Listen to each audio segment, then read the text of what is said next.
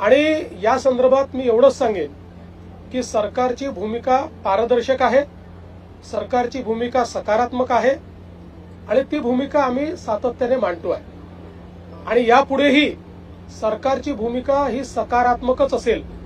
आमचं सरकार सर्व समाजाकरता सकारात्मक काम करणारं सरकार आहे। आम्ही समाजांना एकमेकापुढे आणून भांडण करत नाही, सगळ्यांचं भलं कसं होईल हा प्रयत्न करतो आणि विशेषतः मराठा समाजाच्या संदर्भात मी पुन्हा एकदा सांगतो, जेवढे निर्णय मी घेतले आणि शिंदे साहेबांनी घेतले एवढे इतिहासात कधी झाले नाहीत आणि पुढेही आम्ही मराठा समाजाच्या हिताचे निर्णय घेतच राहू। फक्त हे निर्णय घेत असताना देशाचं संविधान, देशाचे हायकोर्ट आणि सुप्रीम कोर्ट यांनी दिलेले निर्देश याचं मात्र पालन करावं लागेल।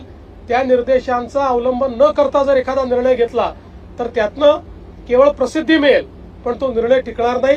त्यामुळे संविधान आणि न्यायालयाचे निर्णय यांच्या कसोटीवर जे निर्णय आम्हाला घेता येतील त्याच्या कसोटीवर खरे ठरणारे जे निर्णय असतील ते सगळे निर्णय आम्ही घेऊ। जरांगेचं आंदोलन सुरू झालं की ओबीसी समाजामध्ये एक भीतीचं वातावरण, तुम्ही त्यांना काय आश्वासन? मी असं स्पष्टपणे सांगतो, एका समाजाचं काढून दुसऱ्या समाजाला द्यायचं अशा प्रकारचं या सरकारने कधीही केलं नाही, आम्ही करणार नाही। ओबीसी समाजालाही घाबरण्याची आवश्यकता नाही। आम्ही मराठा समाजाचंही त्या ठिकाणी समाधान करू, त्याकरताही सगळे निर्णय आम्ही घेऊ, पण त्यावेळी ओबीसी समाजावर कुठलाही अन्याय आम्ही होऊ देणार